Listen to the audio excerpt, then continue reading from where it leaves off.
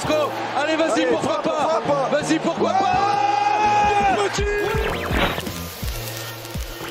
J'ai un scoop pour vous. Penalty sur Ronny Lopez à la 151e. Vous demandez pourquoi on n'est pas revenu sur la VAR, mais la VAR ne fonctionnait pas. Le Colombien qui a pris le dessus, il a réussi son dribble. Falcao, ouais, oui, il est mort. Ce soir, je vais dire tout haut ce que tout le monde pense tout bas. Radio Diagonale, la web radio 100% rouge et blanche.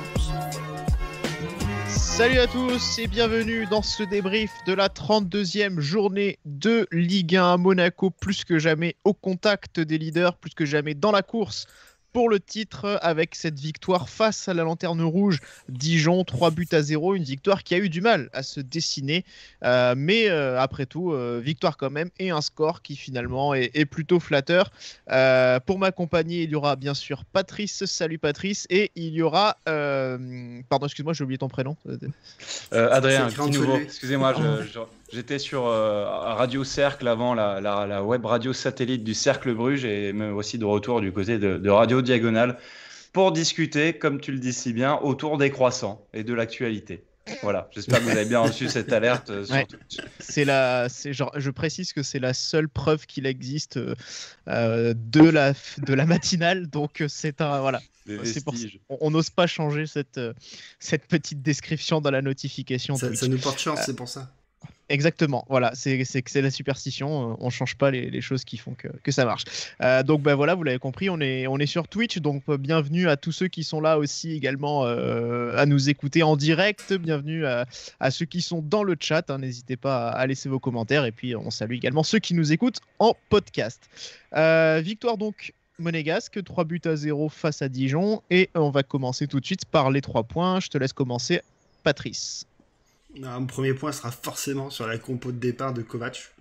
J'apprécie pas énormément. Je trouve que c'est une compo qui est très défensive avec 5 défenseurs alignés d'entrée, un seul attaquant contre le 20e de Liga. Alors certes, qui fait le jeu, hein, c'est pas une équipe qui subit énormément non plus, mais bon, on peut avoir d'autres objectifs sur ce match-là et on a bien vu que comme sur le match précédent, c'est encore une première mi-temps qui est très mauvaise. Il est obligé de faire des réajustements. Et la deuxième mi-temps est largement supérieure, donc moi je salue pas les choix tactiques à la mi-temps, je choisis les mauvais choix en début de match qui sont faits. Mon deuxième point, ce sera les pénaltys qui nous sauvent beaucoup ces derniers temps. On a regardé, du coup c'est le 14e, le 13 et le 14e qui ont été sifflés cette saison. Je trouve que c'est pas mal quand même sur une saison. Certains disaient que du coup pénalty pour Lyon, on va bientôt être à pénalty pour Monaco si ça continue. C'est voilà. Lancé, c'est parti. Ouais, ça commence. Est lancé. Et la dernière, ce sera juste pour dire que c'est ma 100e émission avec Radio Diagonale, donc très très content d'être toujours dans cette aventure. Il y a bien du temps qui est passé depuis ce Monaco-Caen que j'avais fait à l'époque, il y a bientôt 3 ans de ça. On te le souhaite en tout cas. Adrien, du coup, tes 3 points. Alors mon premier point, c'est bravo à Patrice pour sa 100e, du coup, belle longévité. Non, concrètement... mon premier point concerne l'attaque. Il y a un petit tremblement de terre au niveau de la compo, c'est-à-dire qu'il n'y a pas Folland ni Ben Yedder. C'était la première fois depuis Grenoble, un match de Coupe de France le 10 février, mais en vrai, il faut remonter à très longtemps pour pas revoir les deux directement alignés. Et ce qui laisse place à Jovetic, qui a, on va dire, souffert quand même de beaucoup de manque de justesse. En tout cas, moi, j'ai vraiment pas apprécié ce match. Son match, en tout cas, paradoxe du numéro 9, c'est pas le plus tueur, mais c'est celui qui se procure le plus d'occasions devant. Et l'entrée de Ben Yedder aura aussi permis de se conforter un petit peu sur le plan offensif. Mon deuxième point concerne, du coup, on va dire, le manque Ça rejoint un peu l'idée de Patrice sur la compo de Kovac, ou ses mauvais choix et son bon réajustement. Et puis le troisième point, je sais plus ce que je vous avais donné, je vous avoue. Ta 101e émission avec Radio Diagonale. 101e émission, donc une émission d'avance sur Patrice et 2 ans, un an et demi d'avance sur Patrice aussi. T'avais mis la première mi-temps aussi, mais... Ah oui, la première mi-temps, c'est vrai que c'est pas nouveau là. Ça fait le 3e match consécutif où en première mi-temps on n'arrive pas à faire la différence. Et pour autant, on démarre plutôt bien les matchs et on s'endort un petit peu. Et même les équipes adverses parviennent à se créer leur plus grosse occasion durant ce premier acte. Voilà. Mes 3 points, du coup, c'est aussi les pénaltys. Alors moi, je m'intéresserais plutôt à ceux de Wissam. Il avait fait une très très belle série, hein, on s'en souvient. Je crois qu'il y en avait eu 7 sur 7 depuis le début de saison. Et puis j'ai l'impression que la machine s'est un petit peu déréglée. Il en avait raté un contre Brest, il en rate un encore ce soir. Alors certes, il a marqué contre Metz samedi dernier, mais son tir au but contre Metz aussi, du coup, mardi soir, je l'ai trouvé quand même très très très limite. En tout cas, c'était celui qui était le moins bien tiré des 5. Donc voilà, attention. C'est vrai que les pénaltys ratés en ce moment, il y en a quelques-uns, même si notre séance de tir au but était quand même parfaite aussi, mais les pénaltys dans le jeu. Donc voilà, c'était un petit peu le point que je voulais soulever. Le deuxième point, c'est, je dirais, l'impatience Twitter. Boris avait fait un point la semaine dernière sur la patience pour un match qui s'était décanté en seconde période. Ça a été encore le cas ce soir. Moi, j'ai envie de dire l'impatience Twitter. Je crois qu'on a été pas mal gâtés depuis pas mal de semaines, depuis le début de l'année, tout simplement. Et c'est vrai que j'ai pas trouvé la première période aussi mauvaise que beaucoup veulent bien le faire nous le dire. Voilà, pour moi, certes, c'était pas du tout parfait et on y reviendra, mais c'est vrai que globalement, il y avait quand même l'idée d'impulser le rythme aussi et pas mal de situations qu'on a ratées. Donc tout n'était pas à jeter, je trouvais. Et puis le troisième point, c'est Kovac qui rectifie le tir, notamment tactiquement dès la mi-temps. Et voilà, toi au contraire, Patrice, tu as plutôt noté la compo de départ, du coup je te lance dessus. Mais moi j'avais envie de noter plutôt la belle réaction qu'il a eue tactiquement pour justement changer la donne. Et ça a fonctionné. Du coup, sans plus tarder, la composition. Patrice, tu nous as dit donc, dans tes points que tu n'étais pas du tout fan des choix de Kovac sur cette première période, enfin en tout cas sur le début du match. Beaucoup de changements. Alors je la vois s'afficher. Voilà, bon, je l'avais pas forcément mise comme ça, mais moi je l'avais plutôt vu en 4-2-3-1. En tout cas, parlons-en, Patrice. Déjà les choix de Kovac. Pour moi, les choix de Kovac, il a de choisir un Aguilar en tant qu'ailier plutôt que de choisir un des deux ailiers qu'on peut avoir, que ce soit Gelson ou Diatta, ou de positionner Golovin sur ce côté-ci, qui y a joué assez régulièrement. Là, il choisit un choix plus défensif avec un Aguilar que je trouve beaucoup plus intéressant contre des équipes qui jouent la contre-attaque parce qu'il sait très bien faire le balai. Là, du coup, je voyais pas trop l'intérêt d'avoir un nouveau joueur d'aspect défensif à la base. Plutôt que de jouer avec un pur ailier. Le choix aussi d'avoir que seul Jovetic, alors certes, c'est aussi avec le fait d'avoir pas choisi déjà Pellegrini dans le groupe, ensuite parce que Voland a priori est malade juste avant le match et qu'il reste plus de 2 attaquants. Donc je pense qu'il y a aussi le fait de vouloir une solution sur le banc et un titulaire. Mais voilà, on commence le match avec seulement un attaquant alors qu'on joue contre le dernier de Ligue 1. Je trouve ça un peu triste. Moi, mettre peut-être un Gelson ou un Diatta à côté de Jovetic pour vraiment avoir des joueurs dans la surface. J'ai trouvé que ça a beaucoup manqué sur la première mi-temps. Adrien, de ton côté? Ouais, pareil, je trouve que le choix d'Aguilar s'impose pas forcément. Alors peut-être la volonté d'étirer le jeu, d'avoir un ailier, un milieu latéral, on va dire, plus centreur et incisif, plutôt qu'un vrai ailier. Ouais, c'est vrai que c'est peut-être pas un manque d'ambition de Kovac, loin de là. Mais je trouvais que ce choix, en tout cas, il s'imposait pas. Moi, j'étais déçu en fait de voir ça. Lui, il revient tout juste de la Covid aussi pour ce qui est d'Aguilar. Il a voulu le remettre dans le bain. Est-ce que ça s'est imposé ça a imposé directement une titularisation? Je ne pense pas. Au contraire. Après, Gelson revient de blessure aussi. Il faut y aller avec parcimonie. Il y a eu un match en semaine de coupe. C'est le 3e match en une semaine. Il y a un turnover à effectuer. Bon, voilà. Donc, Kovac a jugé utile de faire ça. Voilà. Moi, j'étais peu emballé par ça. Et par contre, plaisir de revoir Diop revenir sur le papier. Quand on voit la compo, le trio devant, ça tient quand même clairement la route avec Golovin, Jovetic et Diop. Ouais. Ouais, il n'est pas revenu longtemps, Diop. Du coup. Mais moi, c'est vrai que c'est pour ça que je dis sur le papier. Ouais, ce petit regret, du coup, de ne pas avoir vu Ben Yedder associé à Jovetic. On le rappelle, Voland qui était absent. Donc, le club a annoncé une bronchite pour l'attaquant allemand. Donc, du coup, voilà, pas sur la feuille. Mais c'est vrai que malgré ça, Kovac avait quand même choisi de laisser Ben Yedder sur le banc, donc choix peut-être un peu surprenant. Mais voilà. Après, pour le reste, on l'a évoqué, c'est vrai qu'il y a eu quelques changements, mais finalement, c'était assez proche des dernières semaines. Je trouve quand même, je ne sais pas si vous êtes d'accord, mais qu'il y a quand même une évolution. On était passé au 4-4-2 en coupe. Et on a encore une fois, pour moi, j'ai trouvé plus une défense à 4. Je ne sais pas si vous êtes d'accord. Pas d'accord. Ok. Voilà. Non, pas d'accord. Pareil, je suis d'accord avec le schéma, bon, même si c'est moi qui l'ai proposé, je suis assez d'accord avec le schéma qui est affiché là, d'avoir vraiment les deux pistons et 3 défenseurs centraux, même si DB se décale sur le côté, hein, mais j'ai vraiment vu une défense à 3 régulièrement.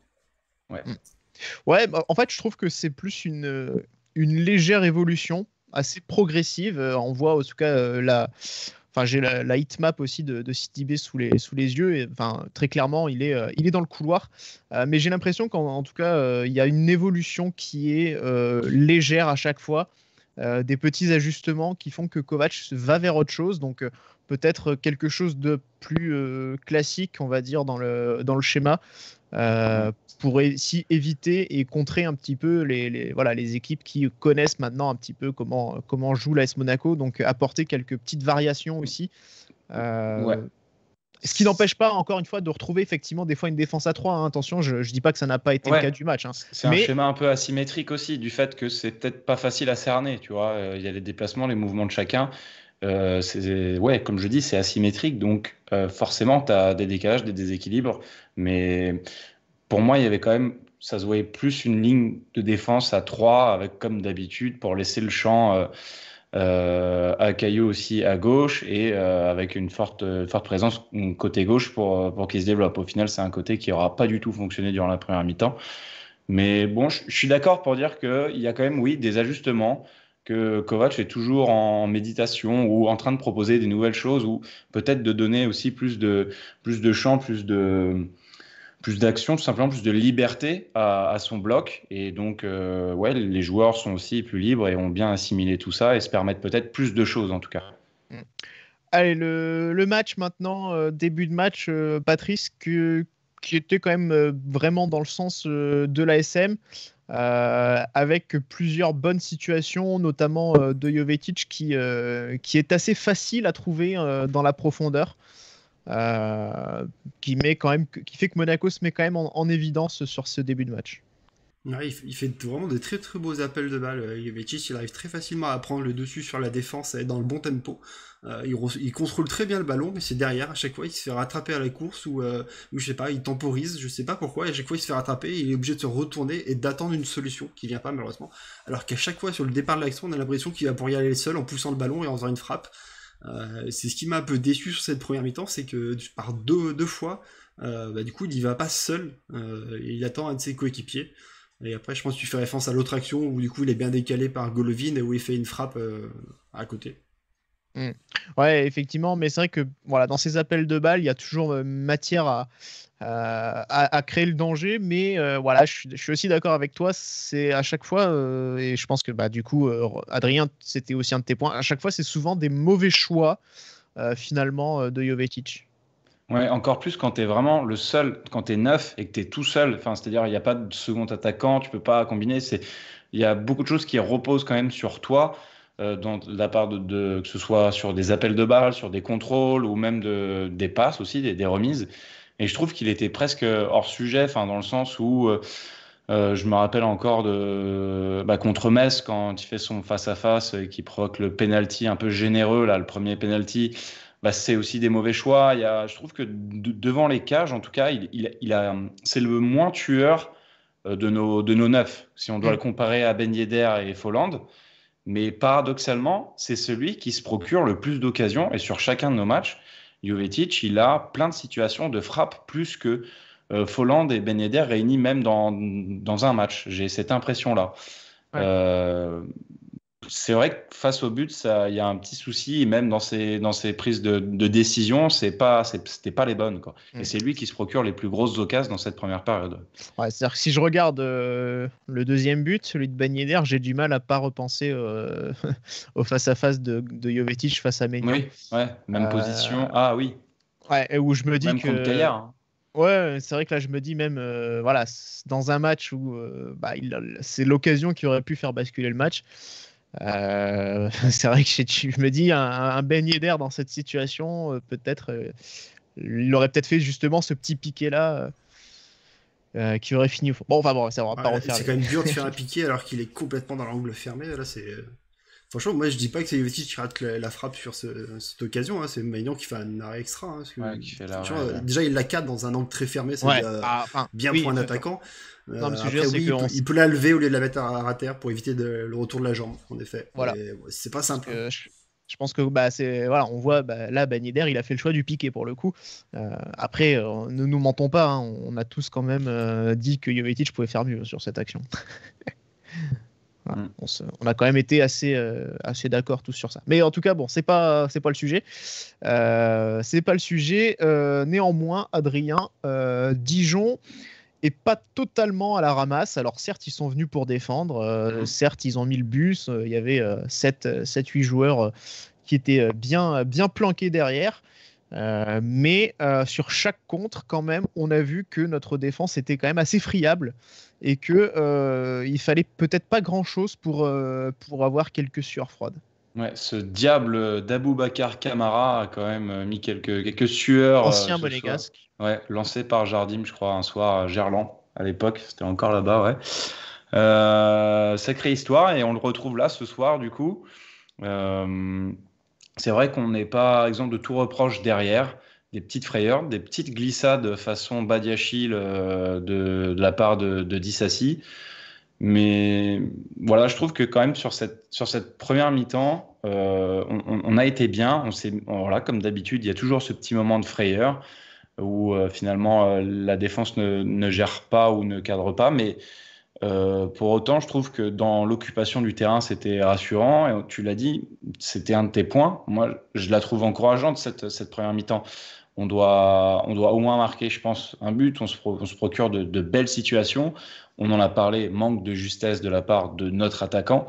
Mais en tout cas, dans le jeu, et c'est quand même rassurant. Et on se dit forcément que ça va forcer le verrou. J'en ai fait un point parce que force est de constater que sur ces 3 derniers matchs, à chaque fois, on revient au vestiaire avec un score de parité et vierge. Mais je trouve que c'est sur cette mi-temps-là, en tout cas, on était quand même les plus séduisants. Oui.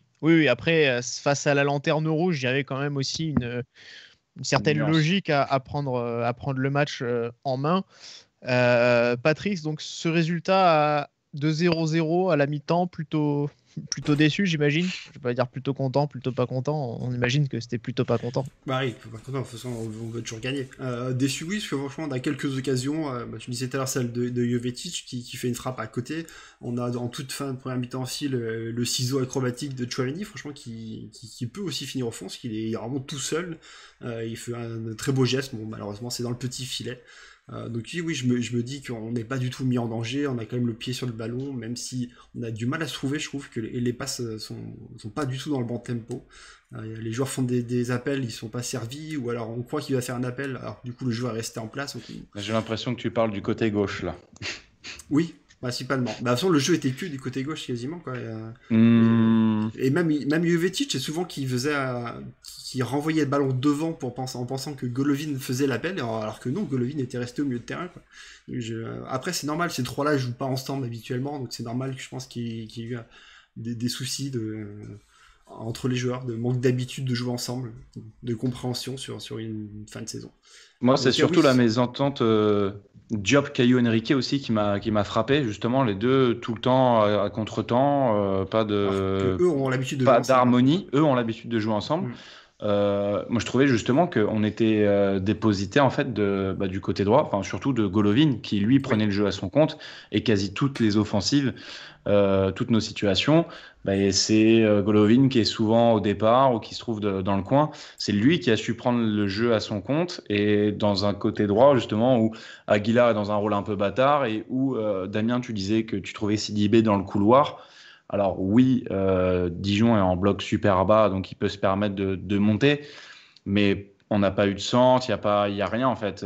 Sidibé, il l'accompagne du regard, on va dire, mais je trouve sincèrement que c'est Golovin qui fait les différences et qui finalement fait en sorte que c'est le côté droit qui s'en sort plus et le côté gauche est vraiment...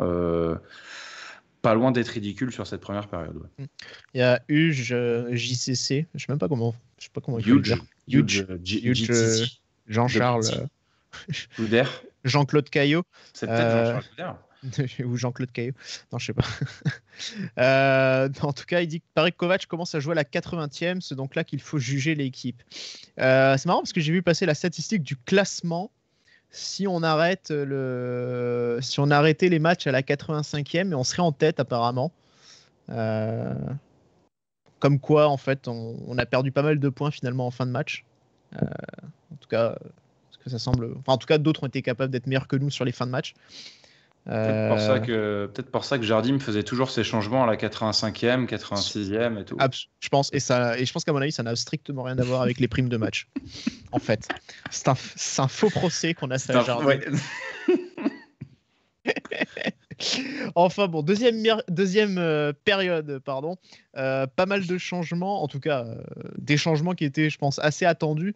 Patrice, là encore, Fabregas et Wissam Ben Yedder qui font leur entrée sur la pelouse pour remplacer Aguilar et Diop.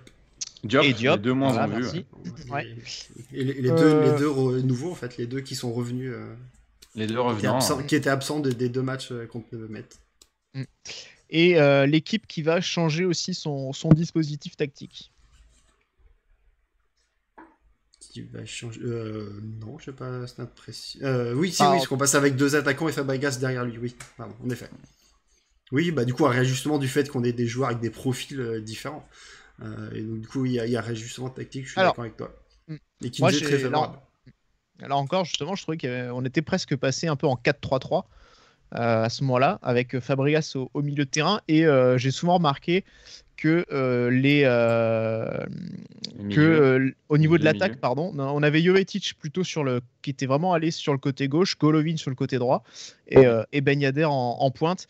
Enfin, je trouvais qu'il y avait vraiment une volonté en tout cas d'étirer cette ligne d'attaque pour étirer un petit peu le bloc dijonnais et renforcer le milieu avec l'arrivée de Fabregas qui justement a permis d'apporter de nouvelles solutions quand des Fofana et des Tchouaméni étaient justement très très bien cadrés. On voyait vraiment, je regardais en première période, il y avait un Fofana des fois qui était tout seul au milieu de 4 joueurs dijonnais qui étaient vraiment disposés en carré autour de lui. Donc voilà, on sentait que voilà, il y avait une volonté, je pense, d'apporter plus de solutions. C'est en tout cas ce que j'ai vu. Après, Adrien, parce que tu partages ça ou est-ce que je suis tout seul dans mon délire ? Non, là pour le coup, non. Pour le coup, je te rejoins sur le fait que ce changement-là était bénéfique aussi d'une part parce qu'il permet de déséquilibrer totalement Dijon qui était bien en place, qui avait ses repères sur cette première mi-temps. Et là, tu apportes des nouveaux joueurs, des nouveaux profils et aussi une nouvelle organisation. Comme tu l'as dit, Tchouaméni, Fofana, moi en première période, j'ai pas vu du dépassement de fonction de leur part. Un peu plus de la part de Fofana, peut-être qu'on a vu en position de frappe et qui s'est essayé à la frappe comme bien souvent. En plus. Et ça a permis justement, Fabregas, ça a permis à ces deux milieux peut-être de respirer un peu plus, de sortir. Et surtout, je pense aussi des justesses de passes qui nous ont permis de se procurer encore plus d'occasions et qui permet aussi à Golovin de peut-être moins redescendre pour rechercher le ballon et créer ensuite ces différences. Pour moi, l'entrée de Fabregas fait la diff et peut-être que sa blessure nous portera préjudice sur la fin de saison. Ouais, à voir. Mais en tout cas, est-ce que les changements tactiques ont peut-être pas été tout de suite la cause de l'ouverture du score, Patrice, ouverture du score qui intervient donc à la 49e minute, donc tout de suite au retour des vestiaires. Et là, c'est une phase arrêtée, puisque c'est un penalty de Ben Yedder, raté, mais repris par Jovetic. Ouais, c'est assez dur de juger du coup si ces changements qui ont tout de suite apporté la différence, vu qu'on n'a pas eu le temps de le voir, vu qu'on a inscrit très rapidement le but. Donc, là-dessus, je suis d'accord.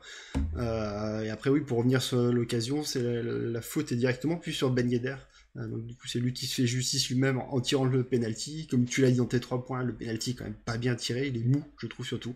Pas très rapide, toujours du même côté, donc forcément le gardien plonge de ce côté-ci.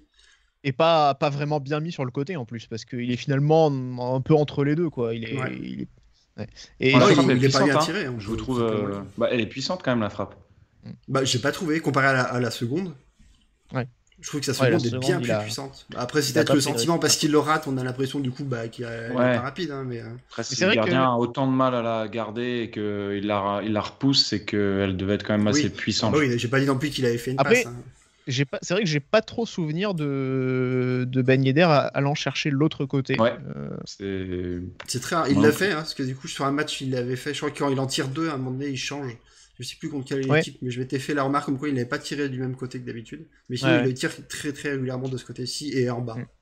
En tout cas, moi, c'était à 17h50, je réclamais, enfin, je me demandais si Wissam Ben Yedder allait être notre Falcao contre Dijon en 2017.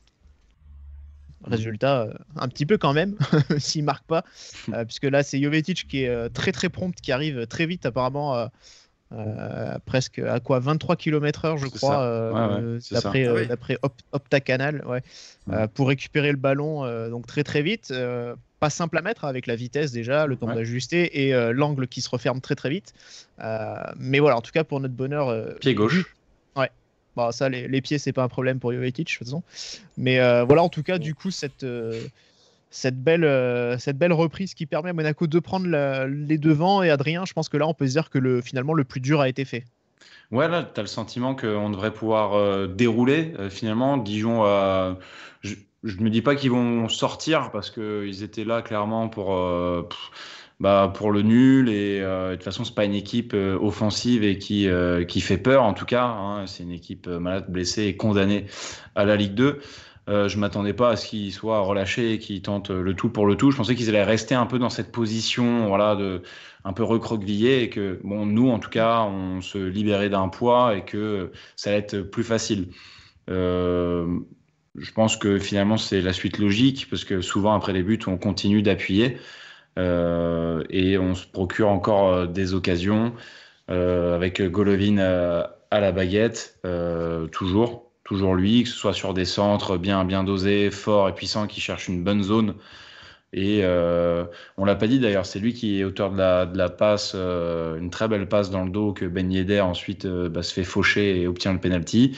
Enfin, il est dans tous les coups, le russe. Donc je vous spoil un peu, vous avez, je pense, vu venir que mon top, c'est lui. Non, mais enchaîne sur le deuxième but. Et que le deuxième but va arriver avec, du coup, je ne me souviens même plus de ce deuxième but, donc je vais te laisser lancer Patrice dessus, tiens. D'accord. Une interception de Golovin, justement.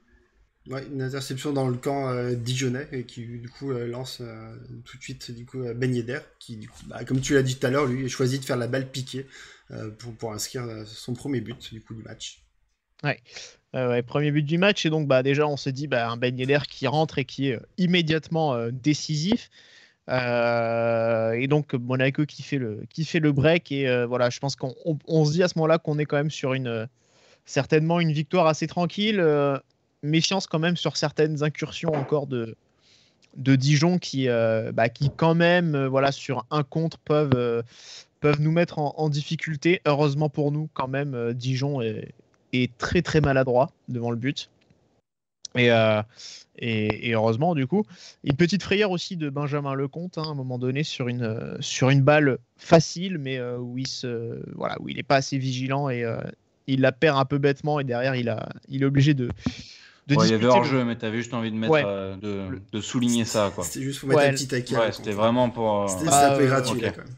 Le hors-jeu n'avait pas encore été sifflé à ce moment-là, donc l'action a été jouée normalement, donc il n'y a pas de raison que... Voilà, il a fait quand même une cagade, mais sans gravité. Mais voilà, comme quoi on a quand même c'est aussi la preuve qu'on n'a quand même jamais. Enfin, on n'était pas non plus toujours très tranquille dès que Dijon était dans notre camp aussi. C'est une réalité, je pense. En tout cas. Ils ont quand même des belles occasions, à un moment donné, où ils ont Voilà. limite des face-à-face, et à chaque fois, les frappes, elles sont à 8 km au-dessus, quoi. Tu comprends pourquoi aussi ils sont derniers de Ligue 1, ils ont déjà pas énormément d'occasions par match, et si à la finition, ils n'arrivent pas à plus s'appliquer que ça pour au minimum cadrer, quoi, c'est compliqué pour eux, donc c'est sûr que, encore une fois, Benjamin Lecomte, certes, il fait un clean sheet, mais il a pas eu grand-chose à faire. Hein. On peut voir un seul arrêt en première période. En première période, c'est tout. Ouais. Et du coup, Monaco qui continue, qui a la maîtrise du jeu. Et donc, penalty pour Monaco, c'est le nouveau hashtag tendance Twitter. Fin de match, c'est Balotouré qui est fauché par Koulibaly, je crois. Ou c'est Shafik. Shafik, ouais, effectivement, qui a remplacé Boé, qui est fauché donc dans la surface. Fodé Balotouré, pardon, qui remplaçait Fabregas. Donc tu en parlais tout à l'heure, Adrien. Fabregas sorti sur blessure, a priori en tout cas, on pense. Et penalty cette fois transformé par Ben Yedder. Donc 3-0. Voilà, match contrat rempli en tout cas. Qui tire toujours du même côté. Qui tire encore du même côté, mais cette fois. Cette fois qui met la balle en hauteur pour plus de sécurité. Mais effectivement, le gardien était parti de l'autre côté. Donc ça va. Le gardien était effectivement parti de l'autre côté. Course d'élan très différente de la première aussi. C'est dommage parce que la première, justement, je trouvais que la course d'élan était bonne. Je remarquais que c'était souvent, pour refaire suite à mon premier point, que c'était souvent les courses d'élan un peu arrêtées de Ben Yedder qui occasionnaient des ratés. Et là, pour le coup, sa course d'élan, elle était bonne. Elle était vraiment d'une traite. Et donc, malheureusement, voilà, elle n'était pas passée. Ça aurait pu faire sinon un joli triplé pour lui. À noter, statistique aussi Canal+, que Ben Yedder ne marque que des doublés. En tout cas, quand il marque sur les... il a marqué sur les 10 derniers buts, c'est à chaque fois 5 doublés. Ouais. Voilà, pas mal. Il y a pire. C'est souvent un penalty. Montpellier, Lorient, ouais, c'est vrai, ouais. Et il y a souvent un penalty dans l'histoire. Oui, c'est vrai. dans l'histoire. 14e penalty du coup, on peut le préciser, on a cherché cette information-là. 14e penalty pour Monaco cette saison, pour 11 réussis. 11 sur 14, ouais. Voilà, deux ratés de Ben Yedder et un raté de Jovetic qui tirait un petit peu, qui boudait un petit peu, Adrien. Parce que visiblement, il avait envie de le tirer. Spécialiste, ouais. Ouais, c'est vrai. Bon, après, on a quand même eu l'image avec les deux joueurs où Ben Yedder est venu voir Jovetic après ce péno. Je pense que Ben Yedder avait à cœur de le retirer, s'en voulait. D'ailleurs, il l'a pas célébré comme à l'accoutumée en envoyant un Kamehameha, tellement il s'en voulait d'avoir raté son péno. Mais voilà, 3-0, pour moi, c'est le minimum syndical. Tant on s'est procuré d'occasions où il y a eu des situations quand même concrètes. On n'en a pas parlé, pardon, mais Caio Henrique aussi, quand Jovetic s'efface très intelligemment. On a aussi Golovin qui rate l'immanquable quasiment. Donc voilà, pour moi, il y avait l'occasion de faire mieux. Je me contente de ça, ouais. Je fais pas la fine bouche, c'est sûr. Je deviens exigeant parce qu'on est quand même sur une dynamique époustouflante si on enlève Strasbourg. Mais voilà, on parle en ce moment, on est à parler du goal average qu'on a réussi à soigner. On se repositionne bien. On est venu à hauteur de Lyon alors qu'ils nous mettaient une distance. Il y a de ça encore 6 journées, je pense.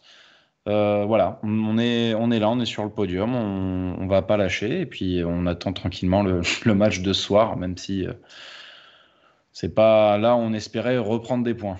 C'est jamais facile de jouer Angers. Voilà. Donc du coup, avançons. Alors, Patrice a mis le classement. Voilà. Donc Monaco, donc je le disais en introduction, qui reste contact. La différence de but est soignée, +3. C'est la même que le Paris Saint-Germain qui avait battu Strasbourg, et c'est mieux que Lille de 1 but, pardon, qui s'est imposé donc 2-0 face à Metz. Donc l'Alsace et la Lorraine, région ennemie. Voilà. Faire plaisir à Boris. Absolument. Ouais, mais oui, c'est vrai qu'il y a Nancy dans le lot. Merde. Bref. Allez, on enchaîne maintenant avec les tops et les flops, messieurs. On va un petit peu accélérer le rythme parce qu'on a un peu traînassé sur le match. Vos tops, du coup, on a donc 3 joueurs qu'on a retenus. Adrien, je vais te laisser commencer par ton top, qui je crois est russe. Exactement. Il s'appelle Alexandre Sacha Golovin. Et oui, pour le coup, rien à redire sur sa prestation. C'est lui le dépositaire du jeu en première période. C'est lui qui fait quasi toutes les différences. Et un match parfait. Donc il est à sa 8e passe décisive de la saison. Il aurait même pu être à 9, voire même 10 si on vendangeait moins. Il aurait même pu aussi marquer un but. Voilà, malheureusement, on va dire c'est la seule ombre au tableau, c'est se manquer dans les 6 mètres face au gardien dijonnais. Mais rien à redire sur cette très belle prestation du Russe. Patrice, ton top, plutôt Ben Yedder. Ouais. Mon top, moi, c'est Golovin aussi. C'est celui que je trouve qui a été le meilleur sur l'ensemble de la rencontre. Après, oui, Ben Yedder est à mettre dans les tops aussi parce qu'il fait une belle rentrée. Alors certes, il rate le premier penalty, il se rattrape bien sur le deuxième, il met un très très beau but. Je trouve que son entrée de jeu nous a fait du bien, en tout cas le fait qu'il décroche et tout apporter un peu plus de solutions. Certes, c'est aussi parce qu'on joue dans un autre schéma, comme tu l'as dit, avec plus de présence au milieu. Mais voilà, ça fait plusieurs matchs où quand il rentre, il fait du bien, et je me dis qu'il serait peut-être temps d'arrêter de le punir et de le remettre titulaire aussi. Pourquoi pas, on verra bien. Enfin, ses entrées en jeu lui donnent plutôt raison. Oui, après c'est vrai qu'il y avait eu quand même une période un peu sans grand chose d'intéressant, de bien des fois. Mais bon, de toute façon, il y a une rotation. Mise sur le banc était logique. C'est vrai qu'il avait enchaîné plusieurs prestations qui étaient moyennes. Jovetic est en train justement de faire l'inverse, donc ça paraissait tout à fait logique. Là, par contre, la tendance, je trouve qu'elle s'inverse et qu'il n'y a pas peut-être forcément de raison de continuer à le mettre sur le banc. On verra. En tout cas, je pense qu'il y aura matière à tourner dans tous les cas dans le sprint final. Et le troisième top, j'ai décidé de mettre Sidibé, Djibril Sidibé. Oui, je sais, c'est surprenant. Mais voilà, je pense qu'il a encore une fois, il a quand même fait un bon match. J'ai surtout apprécié, sans avoir vu un joueur souvent qui se projetait vers l'avant. Je l'ai souvent vu quand même faire de très très jolies passes vers l'avant, qui ont souvent amené des occasions, des bonnes situations dangereuses pour nous. Et voilà, j'avais envie de souligner ça aujourd'hui avec le match de Sidibé. J'ai eu un petit peu peur parce que sur sa toute première intervention, il se fait absolument enrhumer. Et j'ai eu peur que ça augure mal sur son match. Mais oui, il y a aussi un joli raté sur le tir. Un beau gag, ouais. Là, c'est bon. Écoute, allez, je vais pas forcément le. Alors, on va pas forcément on l'attend pas dans cette zone. Voilà, le tacler. Mais c'est vrai que c'était le plus rassurant des trois finalement derrière. Oui, très clairement. Et du coup, on va passer au flop. Et là, on retrouve quand même nos deux défenseurs centraux, Maripane, Disasi, qui pour moi sont passés totalement à côté, qui ont été catastrophiques les deux. Maripane qui s'est fait complètement souiller par Camara, qui doit quand même peser ses 30 livres. Non, j'en sais rien. Enfin voilà, on voit que clairement le monsieur est assez volumineux et Maripane est suffisamment lent pour se faire battre par un mec en surpoids quand même. C'est chaud. Disasi, énormément de glissades, très peu rassurant au niveau de ses interventions défensives. Ouais. J'ai vraiment pas du tout aimé la défense et c'est là que je me permets de souligner quand même juste que attention aux performances défensives un peu en trompe-l'œil. Voilà. Dans un collectif qui subirait beaucoup plus, je ne suis pas persuadé que nos défenseurs aient beaucoup plus progressé que ça au cours de l'année. Je rajoute Badiachil dans le lot aussi. Mais voilà, je dis juste attention. C'est pas pour être dans la critique gratuite. Mais voilà, je pense que là, ils profitent surtout d'un collectif qui marche très bien, qui est actif avec le ballon et qui a la possession. Mais dès que Dijon a mis un peu de vitesse, on a vu une défense très très vite aux abois et c'était pas forcément pour me rassurer, ou en tout cas ça confortait un peu mon avis. Maintenant, messieurs, je vous laisse débattre des trois flops en rajoutant évidemment Sofiane Diop. Ouais, pour ma part, moi, c'est surtout Dissassi que je voyais en flop, parce que les deux actions vraiment dangereuses que se procure Dijon, elles viennent de lui. Alors certes, il glisse les 2 fois, donc c'est pas non plus une grosse erreur, mais bon, ces 2 glissades, elles auraient pu nous coûter cher si derrière il y avait eu une contre-attaque et un but, sachant que c'était à des moments dans le match où on n'avait pas non plus trop d'avance. La première, c'est quand il y a 0-0, la deuxième, je crois qu'il y a que 1-0. Donc prendre un but à ce moment-là nous aurait fait mal. Donc voilà, et vu qu'il n'y a rien eu d'autre à faire dans ce match, hormis ces 2 actions-là, forcément s'il est fautif sur les autres, pour moi, il a pointé du doigt. Adrien, du coup, je te laisse enchaîner sur Diop. Voilà. Ouais, Diop, inexistant, aucune différence, balle au pied, et très très logiquement sorti dès la mi-temps. Voilà, c'était normal pour son retour du coup après blessure, son entorse à la main, donc il avait éloigné les terrains pendant 2 rencontres. Là, il faisait son retour. Voilà, retour pas précipité, hein, ça semblait logique. Hein. Quand même, on parle de la révélation, on va dire, de notre côté cette saison, mais là, complètement hors sujet. Allez, suite des prestations individuelles, on va donc attaquer évidemment par Benjamin Lecomte. Nouvelle clean sheet pour lui. C'est quoi? C'est la 6e, 7e? 607 matchs de Ligue 1. 607 matchs, voilà. On peut rajouter du coup aussi la rencontre face à... Ah mais non, c'était Majewski. Oui, c'est Majewski. Nice et Metz, mais c'est pas lui. Rattrape-toi avec une bonne prononciation. Ouais. Voilà, mais dans la liste quand même, en tout cas pour nous, pour l'équipe, d'une manière globale, ce sont toujours des clean sheets, de toute façon, depuis la défaite contre Strasbourg, voilà, ce ne sont que des clean sheets pour nous.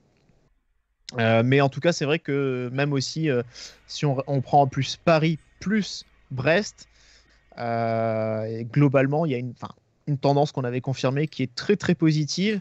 Et le compte à 0-0 fait, comme contre Metz, un arrêt décisif avec le pied, pas très joli, pas très académique, mais quand même très important, parce que évidemment ça aurait pu changer tout le match. Petite faute d'inattention de la main quand même, comme je l'ai précisé tout à l'heure, mais globalement on est heureux de pas avoir pris de but. On enchaîne maintenant, Adrien, avec Caio Henrique sur le côté gauche. Première mi-temps, pas à l'aise non plus, parce que pas aidé, et cette entente avec Diop n'a pas du tout fonctionné. On l'a beaucoup plus vu, par contre, en seconde mi-temps. Il se procure aussi cette occasion de frappe nette, malheureusement détournée par Alec B.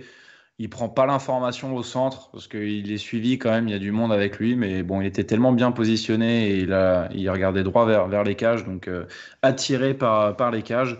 Très bon appel, voilà, très présent, moi j'ai trouvé en seconde mi-temps. Match correct en tout cas de sa part dans la lignée de ses performances. Ensuite, au milieu de terrain, du coup, on va évoquer Fofana, Patrice. Je t'affiche Fofana, parce que du coup j'étais parti plutôt sur Aguilar. Fofana, une très belle frappe, enfin cadrée, j'ai envie de dire. C'est quand même à noter, parce qu'il n'y en a pas eu beaucoup. Dans cette position-là, d'habitude, il tire bien 1 ou 2 mètres au-dessus de la cage. Là, il s'est bien appliqué, tellement qu'il a tiré droit sur le gardien. Mais sinon, à côté de ça, son match, comme tu as dit, il a été bien muselé, donc il n'a pas pu faire grand-chose. On a plus joué sur les côtés que sur le milieu de terrain. À mon avis, ça va être le même discours sur Tchouaméni. Ils ont été très peu en vue comparé aux autres matchs où ils ont un gros volume de jeu. Là, ça a été un peu plus compliqué pour eux. Après, de toute façon, ils ont aussi bien bloqué les milieux dijonnais. Pas mal de petites récupérations quand même. Ouais, en tout cas, fort dans les duels aujourd'hui aussi, Fofana. Donc, même si je lui reproche d'avoir été un peu trop statique en première période, souvent de pas trop faire l'appel ou le petit déplacement qui permettrait de donner une solution. Mais voilà, c'est vrai que globalement, défensivement, par contre, il a été omniprésent. Donc quand même un bon match pour Fofana. Tchouaméni un peu moins en vue par contre, Adrien, je trouvais. Ouais, un peu moins en vue. Après mieux en seconde, même dans des interventions défensives ou aussi le repli défensif. Je me rappelle en première mi-temps, c'est lui qui vient, si tu veux compenser la sortie de Maripin et qui vient couper au premier poteau un centre. Mais ouais, non, pas le rayonnement qu'on lui a connu ces derniers temps, ce qui est normal, je pense. Mais voilà, là encore, match tranquille quand même pour sa part. Ouais, il y avait quelques bonnes passes bien senties aussi vers l'avant. Mais voilà, effectivement, un peu trop discret à mon goût. Patrice, du coup, Aguilar. Aguilar, on a hésité, hein, quand on en a discuté avant l'émission, à le mettre dans les flops, parce que du coup, sa première mi-temps est pas terrible. Bon, déjà, moi, je l'attendais pas forcément, parce que c'est pas un match où il était forcément à l'aise, ou intéressant plutôt. Mais du coup, sur cette première mi-temps, on l'a pas vu comme d'habitude, on n'a pas vu avoir son rayonnement, avoir tous ces allers-retours qu'il peut nous faire. Pas assez d'apport aussi offensif. Après, c'est sûr que le jeu a forcément beaucoup joué de l'autre côté, donc c'est aussi pour ça qu'on l'a pas autant vu. Mais voilà, c'est une reprise peut-être un peu compliquée. Lui, c'est pas comme Diop avait continué à s'entraîner, hein, parce que c'est qu'une blessure à la main, c'était pour éviter les chocs, hein, surtout qu'il jouait pas. Lui, du coup, a été stoppé, donc c'est peut-être un petit manque de rythme aussi, et qu'il va falloir un peu de temps pour qu'il se remette. Ouais, effectivement, et peut-être que pas encore tout à fait au top. Il nous reste Stefan Jovetic, à évoquer. Ouais. Adrien, tu en avais un petit peu parlé, donc on peut faire ça rapidement. Ouais, pas loin de le mettre en flop. S'il met pas son but de raccro là, à la suite d'un penalty qui aurait dû être transformé. Ouais, franchement, non, je l'ai vraiment pas trouvé bon. Je vous ai déjà dit pourquoi, donc j'ai rien de plus à rajouter. On en a déjà parlé, les mauvais choix devant le but, mais même si encore une fois, il reste aussi intéressant dans ses appels de balles, justement pour trouver la profondeur. Cette fois, j'essaie de ne pas oublier les remplaçants. Alors, on a déjà évoqué du coup Ben Yedder, Fabregas du coup qui est rentré à la mi-temps, mais qui est ressorti du coup à la 85e minute, qui a quand même apporté pas mal de sécurité balle au pied, une bonne dose de technicité comme d'habitude, mais même si il a été quand même assez peu touché en fin de compte, finalement, dans les pieds, quoi. Il a quand même essayé d'influer le plus possible malgré le peu de ballons touchés. Donc voilà, et sorti sur blessure, remplacé par Ballo Touré, qui donc a provoqué ce penalty. Donc une bonne chose pour lui. Et enfin Matazzo et Crépin Diatta qui ont remplacé Tchouaméni et Golovin. Si vous avez quelque chose à ajouter sur eux, sinon on passe. Rien du tout. Non, on les a très très peu vus. Donc. À part sur le penalty pour Ballo Touré, quoi, mais bon, encore. Voilà. C'est ça. Ouais. Du coup, voilà. Fin de ce débrief. Voilà, victoire de 3-0 donc de Monaco, on le rappelle. Monaco donc qui reste au contact, qui conforte et qui est assuré de garder cette troisième place grâce à cette victoire. Toujours un point derrière le Paris Saint-Germain et 4 points derrière Lille. Du coup, le prochain match, ce sera la rencontre face à... ce sera quoi déjà le prochain match? Ce sera Bordeaux, effectivement. Bordeaux qui enchaîne les tôles. Qui vient de prendre effectivement 4-1 face à Saint-Etienne et 3 buts de Cazerie. Donc voilà, une équipe qui a priori ne devrait pas... en tout cas, victoire qui est impérative à Bordeaux, ça c'est clair et net, pour continuer ce sprint final haletant. Voilà messieurs, écoutez, merci de m'avoir suivi, merci à tous donc de nous avoir suivis sur Twitch, dans le chat, et pour ceux en replay sur YouTube. Dagemonego et ciao ciao.